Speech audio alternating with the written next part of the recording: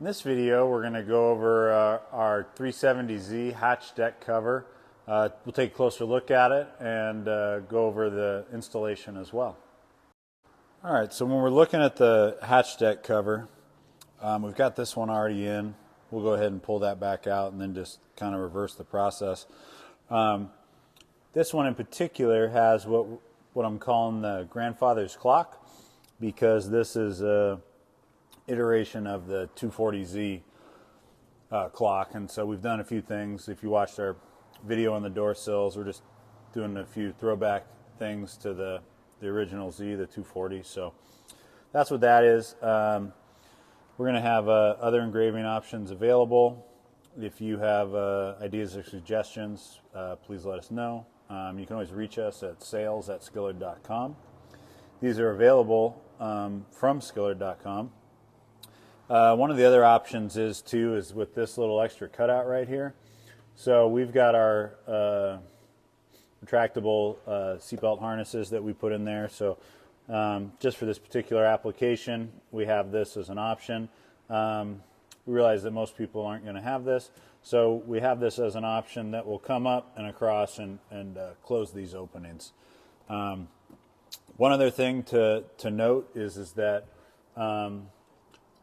you might ask, like, well, how do I get to my spare tire if I needed it? And so we've secured the front of this with a thumb screw.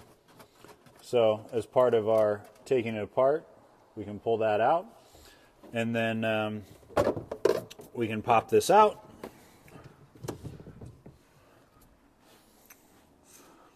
Get it out of the way, and then we still have all of our foam underneath here. Get to our spare tire cover.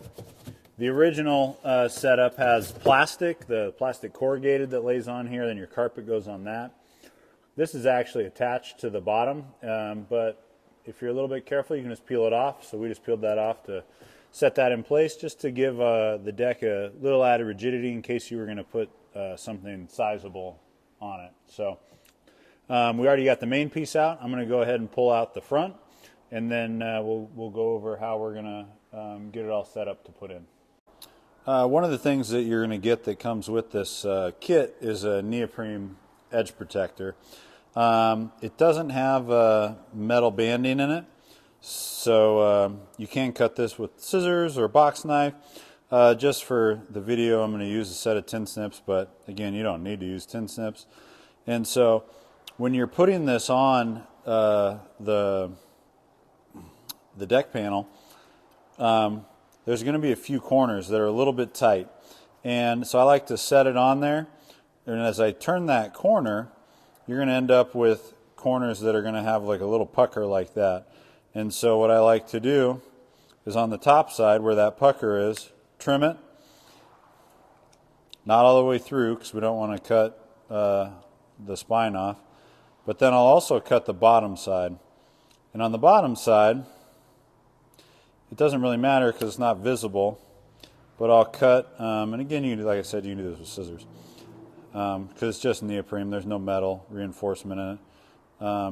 But I'm going to essentially cut a little wedge in that, so that way it makes it easier for me to turn that sharp corner on the bottom side. Then on the top side, if it overlaps like this, you can just come through with the box knife, cut that off, or use your scissors and actually trim that angle back, so you can get it to what you need to have a nice clean finish. We'll go ahead when we grab ours. I can show you how we've done it. We've already put it on just for the expediency of the video. And then the front piece, we'll take a look at that too, and just kind of how I did it. You can cut it and put it on however you'd like, or not put it on at all, but it really does a lot to make the fit nice and snug, as well as dampen any sound that might come from vibrations throughout the car. So I'm going to go ahead and grab the other pieces. I'll show you a little bit closer on that neoprene edge protector. So I wanted to show you a little closer on the neoprene edge protector. Like, this is obviously a pretty sharp corner, and So what would happen if we just run this edge protector around that corner, it'll pucker up. But as you can see, I sliced that. There's a little teeny line right there where I sliced it, and then that slice would overlap. And so what I just did is I came and gave it a little cut with my box knife, and so that way it lays down nice and flat on the top. Another option, like kind of what we had done with the front section, is that if you wanted to, you could run this up straight, run this over. I just like the way we can kind of match a little bit of that radius, but multiple ways you can do it. I've actually had this in here with just the thumb screw and evenly spaced without the edge protector. So, you know, there's multiple options you can do. I prefer it with the edge protector in, so we wanted to make sure that you had that available, so you could do the same thing. So this front section, you'll notice that that technique I just showed you about pinching the corners, we didn't do that. We're going to use that on the main part. So on this, we actually cut it into several pieces and just put the angle so it meets up. So I've got edge protector across, swoops down, and then it comes across the front. We did not add any to this inside radius here. If you feel like you want to, there's enough. You can add a little strip in there if you want, but the rear section, which is right here, I did that with all one piece. So I always recommend that you do that one first, you know, to ensure that you have the longest piece to do that. And then with this one, I just went across the back, did the edges, and then put it on the end. I believe that the way we have this measured out, you have an extra foot or so of this beyond what you see right here already installed. So I wanted to make note of this front section that goes in front of like the strut tower covers. It has a bend in it. So we formed this on the press brake, and the reason we did that is to actually make it so there's some spring loaded to it, so it actually sits in there tighter. And the way these radiuses drop down around the plastic just make for a better fit and finish. So I'm going to go ahead and take this piece. I'm going to put it in the car. Just kind of put it in an angle so that way you can drop that down in. One thing you'll notice here is we have a couple riv nuts in here. And so we've got an M5 riv nut, M5 riv nut, M5 riv nut.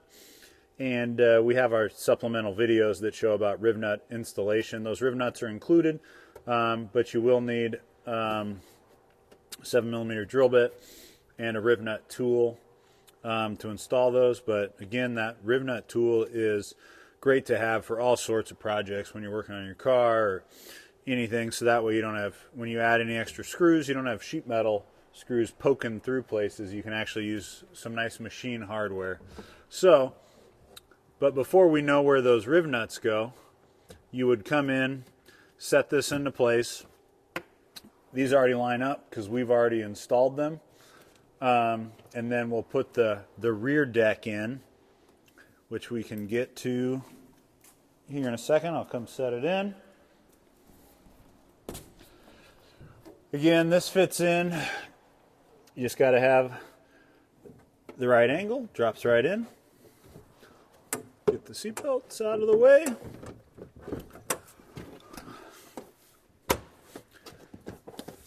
And so, because of this neoprene edge protector, this does fit in here nice and tight.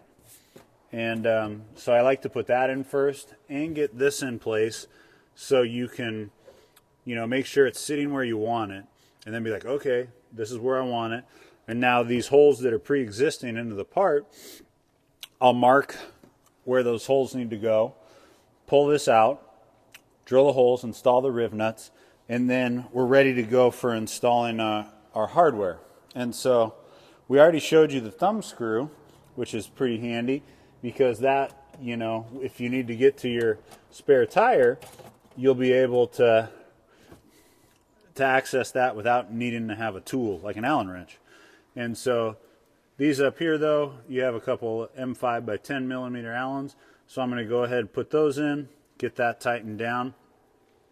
And once that's in, it's nice and secure.